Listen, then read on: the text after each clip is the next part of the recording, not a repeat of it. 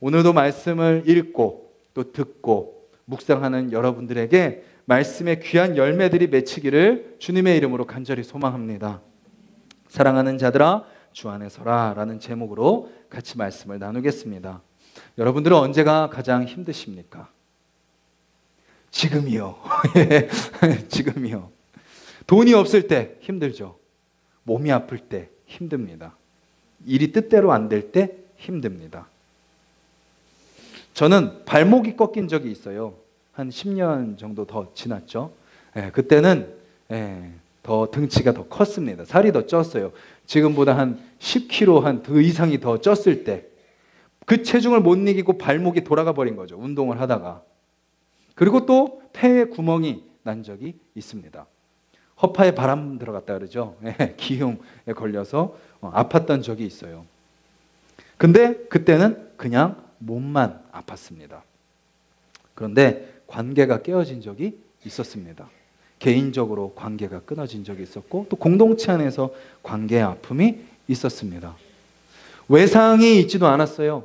뭐가 부러지지도 않았어요. 피가 나지도 않았어요. 겉으로 보기에는 아무렇지도 않았는데요.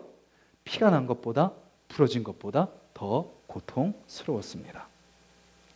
관계가 깨어지는 것, 그것은요 사단이 사용하는 아주 주요한 전략 중에 하나입니다.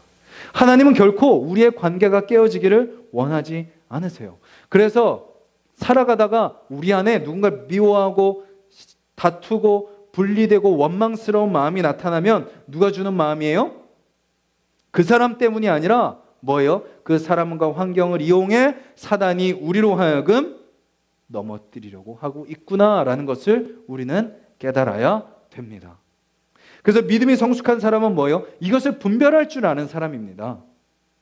와 분노하고 나중에 후회하는 것, 나중에 후회하고 회개하고 돌이켜서 화해하는 것, 이것도 중요하지만 믿음이 성숙하면 성숙할수록 그 순간을 분별하는 겁니다. 아, 지금 사단이 치고 들어오는구나. 저 사람의 말, 우리 가정의 환경, 어떤 나의 연약함, 그것을 사단이 이용해서 우리를 다시 나누려고 하는구나 라는 것을 분별하는 거죠. 근데 쉽지 않죠. 태초에 하나님이 직접 창조하고 만든 아담과 하와도요 그 사단의 전략에 넘어졌습니다. 그렇게 서로 사랑하던 자들이 서로 원수가 되어버렸죠. 그리고 그들에게 태어난 두 형제 가인과 아벨이 서로 원수가 되고 결국은 죽이는 일이 일어나죠. 이스라엘도 하나님이 선택한 이스라엘 백성도 결국 북이스라엘과 남유다로 반으로 쪼개집니다. 바울, 오늘 빌립보서를 쓴 바울도 정말 호기 있게 용기 있게 복음을 전하다가 중간에 어떤 일을 만나요? 바나바와 대판 싸워요. 대판 싸우고 둘이 갈라집니다. 오늘 본문에 빌립보 교회도 그런 상황이 있는 것 같습니다. 빌립보 교회는요 바울이 2차 전도 여행 때 세운 교회예요. 그런데 특이하게도요 그렇게 전도 여행을 가서 빌립보라는 지방에서 기도하러 나갔다가 누구를 만나냐면 옷감 염색 일을 하는 한 여인을 만납니다. 루디아라는 여인을 만나고 그 여인의 집에서 뭐가 시작돼요? 예배가 시작됩니다. 빌립보 교회의 역사는 한 여인의 집에서 시작됩니다. 그래서 그런지 몰라도 교회에 여인들의 영향력이 좀 셌던 것 같아요. 오늘 본문에도 보면요 2절에 두 여인의 이름이 나와요. 뭐죠? 유오디아와 순두계. 유오디아라는 이름의 의미는요 향기입니다. 향기. 그리스도의 향기를 전하는 그런 의미가 담겨 있는 것 같고요. 순두계는 협력입니다. 협력하고 서로 힘을 합치는 그런 모습이 있는 것 같은데 아이러니하게도 향기와 협력이 싸우고 있는 거죠. 그 두 사람이 다투고 있는 겁니다. 그리고 그 두 사람으로 인해 교회가 지금 어려움 가운데 빠져 있는 거죠. 그 소문이 감옥에 갇혀 있는 바울의 귀에도 들릴 정도로 그 다툼의 영향력이 컸던 거예요.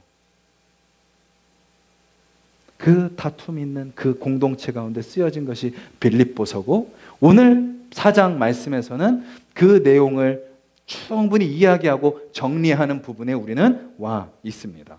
1절에 보면 바울이 이렇게 시작을 하고 있어요. 그러므로 나의 사랑하고 사모하는 형제들, 나의 기쁨이요 면류가 아닌 사랑하는 자들아라고 이야기하고 있습니다. 자, 먼저 우리는 서로 어떤 관계가 되어야 되나요? 사단은 끊임없이 우리를 분리시키고 다투게 하고 나눠지게 하려고 하지만 우리는 끊임없이 어떤 존재가 되어야 돼요? 서로 사랑하고 사모하는 자들이 되어야 됩니다. 얼마나 사랑했는지 2번이나 반복하고 있어요. 사랑하고 사모하는. 사모한다라는 것은 열망하다, 갈망하다라는 거죠. 정말 그 정도로 사랑하는 존재다라는 겁니다. 그리고 그들을 향해 뭐라고 고백한다고요? 너희들이 나의 기쁨이다. 동역자들을 생각하면 기뻐지는 거죠. 내 삶과 상관없이 그들을 생각하면 기쁘고 그들이 나의 뭐예요? 면류관인 겁니다. 그들이 나의 자랑인 거죠. 서로를 기뻐하고 서로를 자랑스러워하는 그러한 호칭으로 바울은 빌립보 교인들을 부르고 있습니다. 생각을 한번 해보세요. 들은 소식은 뭐라고요? 교회가 지금 위기 가운데 있다라는 소식을 들었습니다.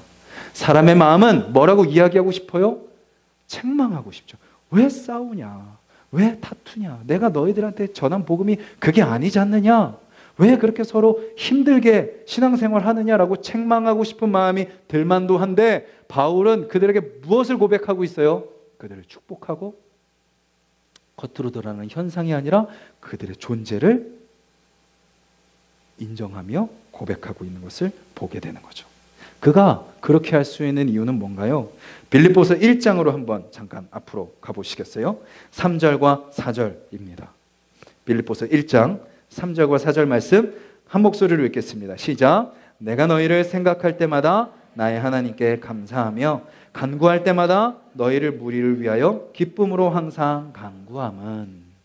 바울이 지금 서로 다투고 어려움 가운데 있는 빌립보 교회를 향해서 책망하기보다 사랑을 고백하고 그럼에도 불구하고 너희들이 나의 기쁨이요 나의 자랑이다 라고 고백할 수 있는 이유는 바로 바울의 기도 속에 빌립보 교회 성도들이 있기 때문이다 라는 것이죠. 오랜 만남이요 친분을 보장해 줄 수는 있어요. 그런데 그 친분이 진정한 사랑을 보장해 주지는 못합니다. 늘 우리를 사기치는 인간은 누구예요? 우리 가까운 사람인 거죠. 나를 잘 아는 사람입니다. 하지만 바울의 고백처럼 우리가 인간적인 관계, 인간적인 친밀함을 바라보는 것이 아니라 내 기도 속에 서로를 담고 있을 때 서로가 기도 가운데 그 안에서 같이 서로를 위해서 기도하고 생각하며 긍휼히 여기고 그 문제를 같이 품고 기도할 때 서로 깊은 교제가 없어도 서로 잘 알지 못해도 서로 많은 대화를 나누지 못해도 어떻게 할 수 있는 거예요? 서로를 사랑하고 서로를 기뻐하고 서로를 자랑할 수 있게 된다라는 것이죠. 저는 우리 하나수 동산교회가요 그런 공동체가 되기를 원합니다. 잘 알지 못하는데 사랑스러운 거죠. 잘 알지 못하는데 기쁜 거죠. 잘 알지 못하는데 그냥 이 공동체 안에 함께 있다는 것만으로도 서로가 자랑스러워지는 그러한 관계가 우리 안에 있기를 간절히 소망합니다. 옆에 있는 분에게 이렇게 한번 고백해 주시죠. 제 옆에 앉아 주셔서 감사합니다. 한 가지 더. 일주일 동안 너무 보고 싶었습니다. 네. 그리고 마지막으로 뭐예요? 당신을 위해 기도하겠습니다. 그리고 나서 바울은 그렇게 빌립보 교인들에게 부르고 나서 결론적인 명령을 합니다. 4장 1절 마지막 부분에 이렇게 이야기하죠. 이와 같이 주 안에 서라. 이와 같이라는 것은 뭐냐면요. 지금까지 내가 너희들에게 빌립보서 1장, 2장, 3장에서 이야기한 것과 같이 그러므로 너희들이 주 안에 서라 라고 이야기하는 거죠. 화면을 잠깐 띄워주시겠어요? 9절 여러 개 떠 있는 겁니다. 그 다음입니다. 하나 더 넘겨주세요. 1장 7절에 뭐라고 이야기하죠? 같이 읽겠습니다. 복음에 참여하고 있는 자들이다. 너희가 그렇다는 거죠. 27절 같이 있습니다. 그래서 그리스도의 복음에 합당하게 생활해야 하는 자들이다. 2장 5절 그리스도 예수의 마음을 품어야 하는 자들이다. 15절 빛들로 나타내야 하는 자들이다. 3장 20절 심음권이 하늘에 있는 자들이다. 그러므로 이와 같이 주 안에 서라. 근데 빌립보 교회는 지금 어떤 상황이라고요? 서 있던 교회가 지금 무너지고 있는 상황이라고 말씀드렸어요. 아니 지금 자기들끼리 똘똘 뭉쳐도요 핍박과 박해 때문에 힘든 상황입니다. 어제 같이 예배드렸던 사람이 오늘 없어요. 왜요? 잡혀갔어요. 지금 새로운 사람이 왔는데 막 기쁨으로 환영하고 싶은데 그 사람은 그리스도를 얻기 위해 모든 것을 다 포기하고 왔기 때문에 그 마음을 알기 때문에 눈물의 공동체예요. 그렇게 서로 똘똘 뭉쳐도 힘든 판에 다투고 나눠지고 있는 모습을 보게 되는 거죠. 그런 그들에게 바울은 이야기하는 거예요. 단단히 서라. 주 안에 서라. 주 안에 서다라는 그 원어의 의미를 보면요. 스탠드, 서다죠. 그 다음 그 뒤에 fast라는 단어가 있습니다. F-A-S-T. fast라는 단어는 빠르다라는 뜻도 있지만 굳게, 단단하게, 견고하게라는 의미도 있는 거죠. 즉 너희들이 지금 무너져가고 있는 상황 속에서 정신 바짝 차리고 다시 단단하게 서라. 그리고 단단하게 서서 포기하지 말고 계속 주님을 따라라 라고 이야기하고 있는 거죠. 그 이미지는 우리가 기마전을 떠올리시면 아마 좀 이해가 되실 거예요. 기마전 여기 계신 분들은 잘 아실 거예요. 많이 해보셨을 겁니다. 한 사람이 가운데 딱 이렇게 깍지를 끼고 딱 섭니다. 그러면 두 사람이 양쪽에서 이렇게 팔을 끼고 이렇게 서는 거죠. 그리고 그 위에 그 세 사람 위에 한 사람이 올라갑니다. 다리를 끼고 딱 서는 거죠. 그리고 뭐 하는 거예요? 호각이 확 삑 불면 와 하고 달려가가지고 위에 있는 사람을 넘어뜨리는 팀이 승리하는 게임이 바로 기마전이죠. 되게 과격한데요. 생각을 해보니까요. 초등학교 때 제가 그걸 하고 놀았더라고요. 체육대회 때 기마전을 했어요. 여러분들도 다 아마 하셨던 기억이 날 거예요. 그때 막 심지어 바닥이 모래바닥이에요. 막 떨어져서 애들 막 피 흘리고 막 그랬던 기억이 납니다. 막 부상자 속출하고 그랬던 것 같은데 지금 이 주 안에 서라라는 이미지가 그런 거예요. 딱 가운데 중심을 딱 버티고 서는 거죠. 상대방을 응시하면서 대적, 사단이 우리를 언제 공격할지 모르는 그 상황을 준비하며 서 있는 거죠. 그런데 뭐라고 고백하는 거예요? 한 마음을 품고 서라. 네 명이 한 마음이 되는 거죠. 가운데 선 사람은 깍지 끼고 팔에 힘주고 다리와 배에 힘주고 딱 서 있다면 옆 사람은 어깨에 힘을 주고 버티는 거죠. 그리고 위에 있는 사람은 다리로 밑에 있는 팔과 다리를 꽉 조아매고 온 힘을 다하여 딱 버티고 서 있는 것. 그것이 지금 주 안에 서라, 한 마음을 품어라 라고 이야기하고 있는 내용인 것입니다.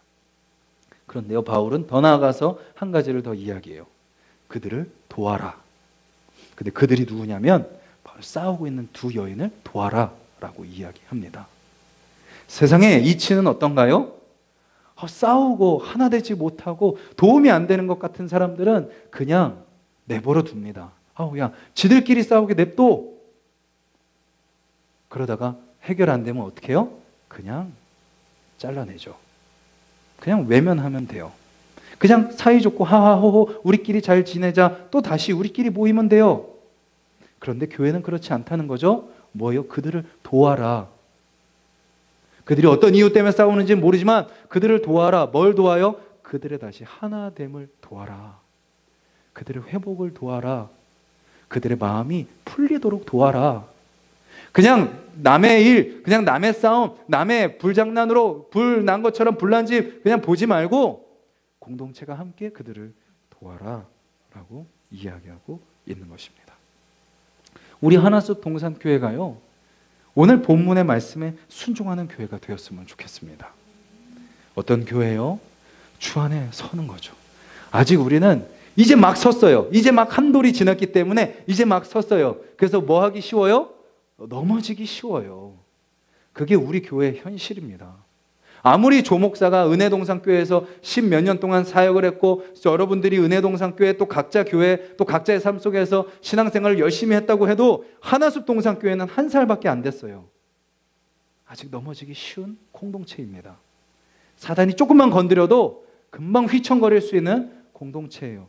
그런 우리에게 바울 사도가 이야기하는 거죠. 하나숲 동산교회 성도들이여 한 마음을 품고 주 안에 견고히 서서 흔들리지 말고 주님을 따라라 라고 이야기하는 거죠. 그러기 위해서 바울은 공동체가 서기 위해서 각자가 바로 서야 됨을 이어서 이야기하고 있습니다. 내 자신이 바로 서는 첫 번째는 뭐죠? 오늘 본문 6절이죠. 여러분들 좋아하는 말씀, 암송하는 말씀입니다. 아무것도 염려하지 말고 다만 모든 일에 기도와 간구로 너희 구할 것을 감사함으로 하나님께 아뢰라. 여러분들, 우리가 바로 설 수 있는 첫 번째는요, 내가 아무것도 못한다는 것을 인정하는 거기서부터 시작하는 겁니다. 내가 더 열심히 하고 내가 더 노력하고 내가 더 애쓰고 내가 더 수고하고 내가 더 헌신하고, 그것보다 더 중요한 거는요, 내가 아무것도 할 수 없다는 것을 인정하는 겁니다. 그리고 주님 앞에 엎드리는 거죠. 예배 시간이 아니더라도 여러분들의 집에서 그 순간 너무나도 힘든 일이 있을 때 그 자리에서 무릎 꿇는 겁니다. 그 자리에서 말씀을 피는 겁니다. 운전하는 중이라면 그 자리에서 눈 뜨고 그 운전하면서 주여 기도하는 겁니다. 그 기도가 바로 뭐예요? 내가 내 삶의 주인이 아니라 주님께서 내 삶의 주인이기에 주님께 맡깁니다. 그리고 주님 앞에 맡길 때 뭐 하지 않는 거예요? 염려하지 않고 감사하는 거죠. 그래서 우리가 기도를 마칠 때 감사드리며 예수님의 이름으로 기도드립니다. 아니, 지금 기도 응답도 안 되는데 뭘 감사? 감사를 믿음으로 선포하는 거죠. 주님 앞에 고백한 내용들 주님께서 다 알고 계심을 믿습니다. 그리고 감사합니다. 그리고 주님께서 하나님의 때에 가장 좋은 길로 인도하실 줄 믿습니다. 그리고 감사합니다. 그리고 지금 내 상황이 바뀌지 않았을지라도 주님께서 나를 붙들어 주시고 다시 기도하게 하신 것을 믿고 감사합니다. 예수님의 이름으로 기도드리는 거죠. 그리고 그렇게 기도할 때요, 주님이 우리에게 뭘 줘요? 참된 것, 경건한 것, 옳은 것, 정결한 것, 사랑받을 만한 것, 칭찬받을 만한 것을 분별하게 하신다니까요. 우리가 성경을 많이 읽고 예배를 많이 드리고 훈련을 많이 받아야 이 성품이 갖춰지는 것이 아니라 주님 앞에 엎드려 주님께 나의 모든 삶을 맡길 때 주님이 우리의 영혼을 깨끗하게 씻어주시고 밝은 빛으로 비춰주시고 우리의 영혼에 하나님의 성품으로 채워주시는 겁니다. 그리고 뭐 하게 하여? 생각할 뿐만 아니라 살아가게 하시는 거죠. 바울은 이야기해요. 너희가 내게 배우고 받고 듣고 본 바를 행하라. 바울이 먼저 어떤 모습을 보여준 거예요? 하나님 앞에 엎드려 기도하는 모습, 분별하는 모습, 그리고 살아가는 모습을 그들에게 보여준 것이죠. 그렇게 살아가는 사람이 주 안에 선 사람이고 그 사람 가운데 뭐가 있어요? 세상이 줄 수 없는 기쁨이 있는 것입니다. 그러면 그렇게 주 안에 선 사람이 누리는 것은 뭔가요? 7절과 9절에 동시에 등장하는 한 단어가 있습니다. 그리하면입니다. 그리하면 7절에 마지막에 어떻게 하시죠? 너희 마음과 생각을 지키시리라. 9절 그리하면 너희와 함께 계시리라. 주님께서 우리를 지켜주신다는 거죠. 사실은 우리가 이렇게 예배를 드리고 가도요, 금방 픽픽 쓰러집니다. 순간 분노의 감정을 억누를 수 없어요. 순간 또 원망하고 불평해요. 순간 또 지치고 쓰러져 게으름과 나태 가운데 빠지는 것이 우리의 모습입니다. 그런데 그런 우리를 주님께서 지켜주신다는 거예요. 그런 우리의 모습을 다 아시는 분이시기 때문이죠. 하나님은요, 아담과 하와가 죄를 짓는 순간 다 알고 계셨어요. 예수님을 바라보기 위해 나온 삭개오의 컴플렉스를 하나님은 다 알고 계셨어요. 38년 동안 홍홀로 병들어 누워있던 병자를 하나님은 다 알고 계셨어요. 우리가 하나님께서 나의 모든 것을 안다고 믿을 때 우리의 마음에 뭐가 찾아와요? 위로와 평강이 찾아오는 것입니다. 내 힘을 다 내려놓고 다시 하나님께 맡기게 되는 거죠. 우리가 지난 일주일 평강을 누리지 못한 이유가 뭐죠? 식사를 못 하셨어요? 집에 차가 없으세요? 주무실 집이 없으셨어요? 아니면 함께 만날 사람이 없으셨어요? 다 있는데도 왜 평안을 누리지 못하죠? 왜 연예인들이 마약을 하죠? 왜 고위층 사람들이 마약을 하죠? 왜 그들이 성적으로 타락하죠? 우리 안에 평강이 없기 때문입니다. 수많은 것을 가졌는데 그것이 나에게 평강을 주지 못한다고 그것이 딱 깨달아질 때 허무해지고 허탈해지고 그것을 감당하지 못하게 되니까 술로, 마약으로, 섹스로 현실을 잠시나마 잊으려고 하는 거죠. 그리스도인은 결코 그런 자들이 아닙니다. 말씀은 우리에게 이렇게 권면하는 거죠. 힘들어도 서라. 싫어도 서라. 아무것도 없어도 아무것도 못해도 서라. 주 안에서. 주 안에서 이 단어가 저와 여러분들의 삶을 바꾸는 능력이 되는 겁니다. 왜냐하면 그분께서 나의 삶을 계획하셨고 시작하셨고 인도하시고 이뤄가시고 완성하실 것이기 때문입니다. 그리고 주님은 말씀하시는 거죠. 내가 너와 함께 있을 거야. 저의 목회에 소망이 있습니다. 저는 입으로만 설교하는 것이 아니라 삶으로 설교하는 게 저의 소망입니다. 그래서 어머니에게 한번 이 말씀을 드렸어요. 어머니, 제가 이렇게 목회하고 싶어요. 그랬더니 어머님이 하시는 말씀이, 야 현준아, 목사도 인간인데 어떻게 그렇게 사냐? 초를 확 치시는 거예요. 아니, 권사님이나 돼가지고 아들이 그렇게 얘기를 하면 아들 대단하네, 이렇게 해야지 했는데, 야 목사도 사람인데 어떻게 그렇게 사냐? 너무 그렇게 하려고 하지 마. 그리고 그냥 휙 가버리시는 거예요. 너무 서운했어요.